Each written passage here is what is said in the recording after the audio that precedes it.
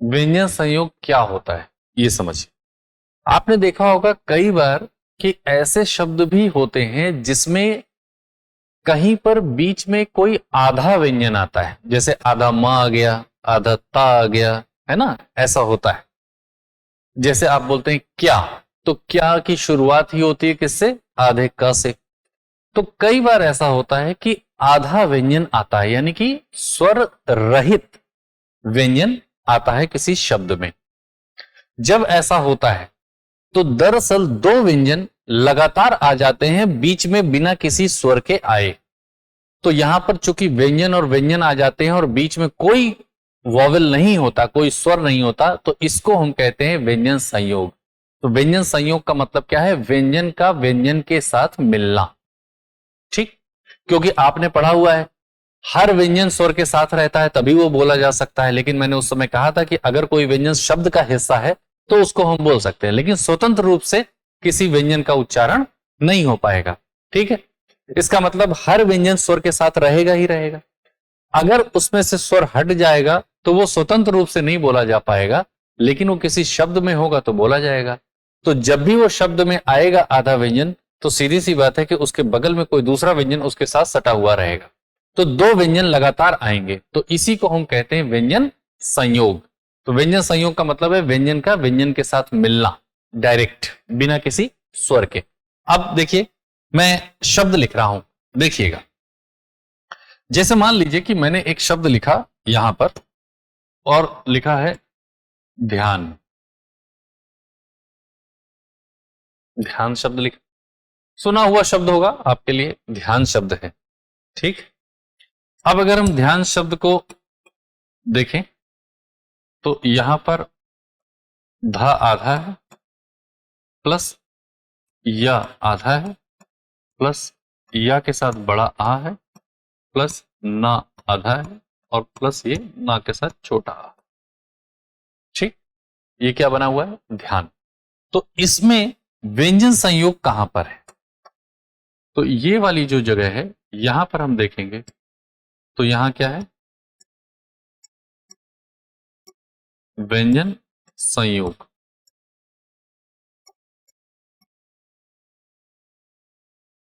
ये व्यंजन संयोग। ठीक, अब जरा एक दूसरा शब्द देखिए, आप लोगों ने सुना होगा, अरे बहुत मग्न है वो। तो मग्न का मतलब क्या हो गया कि यहां पर म और प्लस अ है, प्लस ये ग आधा है, प्लस ये न है, प्लस ये आ है। ठीक, तो ये क्या है? मग्न। मग्न में अगर हम देखें तो व्यंजन संयोग कहां पर हो रहा है? यहां। इसको हम कहते हैं, ये है हमारा व्यंजन संयोग।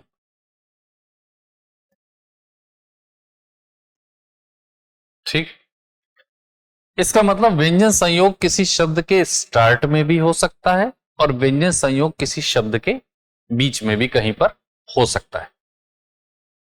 तो क्या व्यंजन संयोग एंड में भी हो सकता है? तो नहीं हो सकता, एंड में नहीं हो सकता है व्यंजन संयोग। ठीक है, ये ध्यान रखिएगा हमेशा, क्योंकि जब एंड ही होगा व्यंजन के साथ तो फिर तब तो हो ही नहीं पाएगा। तो इस वजह से मैं कह रहा हूं कि व्यंजन संयोग कभी भी एंड में नहीं आएगा। ध्यान, मग्न, ये आपने देख लिया। एक चीज और हो सकती है, वो क्या है? जैसे शब्द लिखा हो कहीं पर दिल्ली,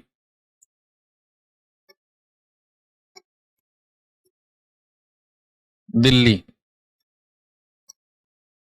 और द प्लस छोटी प्लस ल और प्लस ल और प्लस ई, ये है दिल्ली। तो दिल्ली में भी व्यंजन संयोग हो ही रहा है, यहां पर हो रहा है।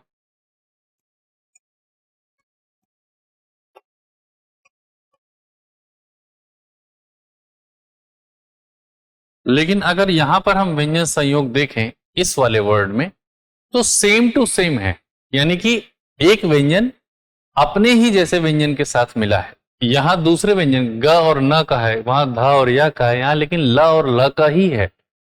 तो इसको हम कहते हैं कि ये क्या बन गया, युग्म बन गया। और इसी चीज को हम कहते हैं कि ये जो व्यंजन संयोग है ये किसके बीच में है, समान व्यंजनों के बीच।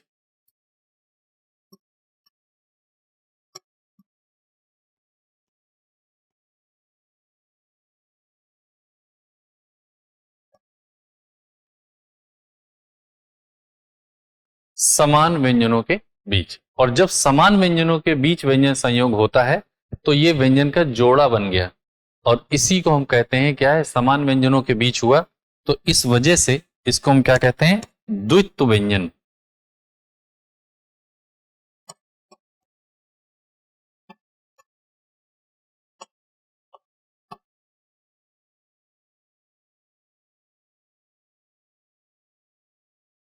और जो द्वित्व व्यंजन होता है उसी के लिए, चूंकि यहां पर जोड़ा बना, इसलिए इसी को कहते हैं क्या, युग्मक ध्वनि।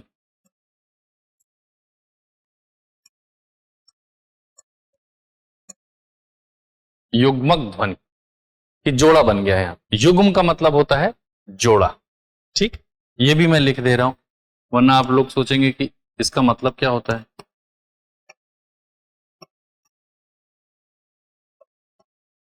जोड़ा, जोड़ा मतलब पेयर। ठीक, पेयर बन जा रहा है यहां। तो ये क्लियर हुआ कि व्यंजन संयोग क्या होता है। अब एग्जाम की तैयारी को और बेहतर करने के लिए हमारे चैनल को लाइक, शेयर और सब्सक्राइब करना ना भूलें।